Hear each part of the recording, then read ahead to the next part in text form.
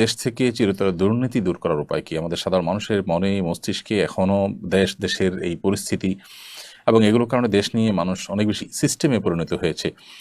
দম্ভ, অহংকার, ক্ষমতার দাপট এটা যেভাবে গোটা সমাজের উপরে ঝেঁকে বসেছিল, এর কারণে সাধারণ মানুষ এখন স্বপ্ন দেখতে শিখছে এবং পরিকল্পনা করতে শিখছে এবং সাধারণ মানুষ চেষ্টা করছে যে এই পরিস্থিতি থেকে তারা কিভাবে বের হবে। তো এটি একটি আনন্দের বিষয়, এটি একটি সান্ত্বনা বিষয় সন্দেহাতীতভাবে আমাদের জন্য। সেই জায়গা থেকে এ ধরনের প্রশ্ন অনেক বেশি আসছে। যাই হোক, দেশ থেকে চিরতর দুর্নীতি দূর করবার জন্য আসলে এককভাবে 1 মিনিটের কোনো কথায় ক্ষেত্রে দেখা যাবে যে অনেকাংশেই কিন্তু দুর্নীতি দূর হয়ে যাবে। দেশের প্রথিতযশা ওলামা একরাম বা প্রথম সারির আলেমদের অনেকে গ্রেপ্তার হয়েছেন, নানা হয়রানির শিকার হয়েছেন, নানা মামলা মোকদ্দমা তাদের বিরুদ্ধে করা হয়েছে, কিন্তু আর্থিক কেলেঙ্কারি তাদের কিন্তু বিরুদ্ধে কোনো কি আজও পর্যন্ত কেউ প্রমাণ করতে পারেনি।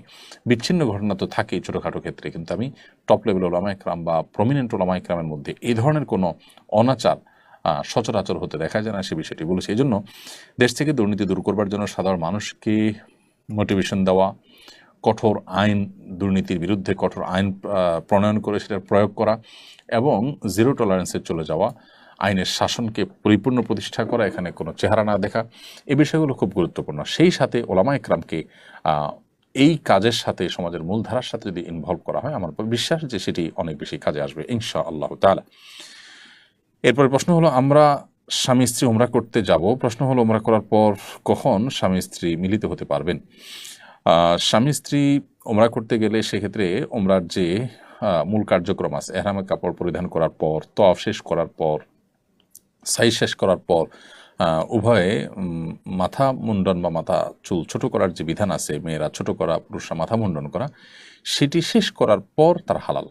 এরপর তারা শারীরিক সম্পর্ক করতে পারবেন। তার আগ পর্যন্ত শারীরিক সম্পর্ক করা তাদের জন্য জায়েজ নাই।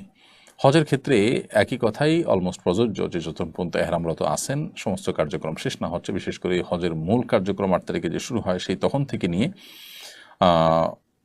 10 তারিখে এসে হজের যে কার্যক্রমের অংশ হিসাবে জামারাতে পাথর নিক্ষেপ করা, সেটি, তারপর জামারাতে পাথর নিক্ষেপের পর কোরবানি করার পর মাথা মুন্ডন করা, তারপরে তওয়াফ সাই করা, এরপর স্বামী স্ত্রীর মধ্যকার সম্পর্ক, শারীরিক সম্পর্ক করা হালাল হয়ে যায়। অতএব এই সময়ের মধ্যে যদি শারীরিক সম্পর্ক করেন তাহলে সেক্ষেত্রে তারা আমি হারাম রিলেশনে লিপ্ত ছিলাম, এখন হারাম রিলেশন থেকে বেরিয়ে এসেছি, আমি এখন আল্লাহর কাছে মাপ চাই, কীভাবে দোয়া করলে আল্লাহ তাআলা আমাকে মাফ করবেন? ভাই তুহিন ইসলাম, আপনাকে সাধুবাদ জানাই, আপনি হারাম এবং অবৈধ পথ থেকে ফিরে এসেছেন। এটির জন্য সৎসাহসের প্রয়োজন হয়। আজকালকার বেশিরভাগ তরুণী দেখা যায় যে নানাভাবে এই ধরনের হারাম সম্পর্কে জড়িয়ে আছেন। এটিতে তাদের আখিরাত যেমন ধ্বংস হয়, ঈমান আমল যেমন নষ্ট হয়, ইবাদতের স্বাদ নষ্ট হয়ে যায়, সেই সাথে তাদের মধ্যে ডিপ্রেশন কাজ করে, মানসিক অশান্তির কারণ হয় এবং এটি দুনিয়াতে সাময়িক সুখ দিলেও দুনিয়াতেই কিন্তু দীর্ঘমেয়াদী দুঃখের কারণ হয়, আর আখিরাতের শাস্তি তো রয়েছেই।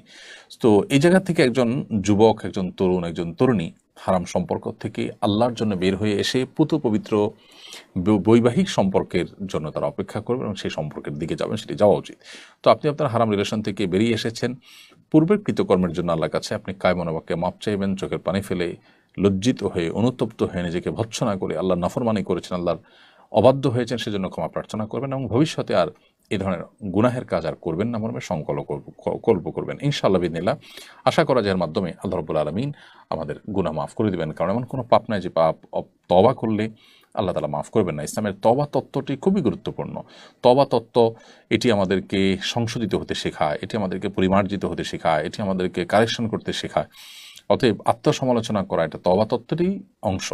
সেই জায়গা থেকে আপনার নিজের কৃতকর্মের জন্য অনুতপ্ত হয়ে ক্ষমা প্রার্থনা, ভবিষ্যতে না করার জন্য সংকল্প করা এবং হারাম থেকে ফিরে আসা, সরে আসা, এই বিষয়গুলো ইনশাআল্লাহ আপনার পূর্বের গুনাহ মাফ হওয়ার জন্য যথেষ্ট হবে, আল্লাহ চাহেন তো।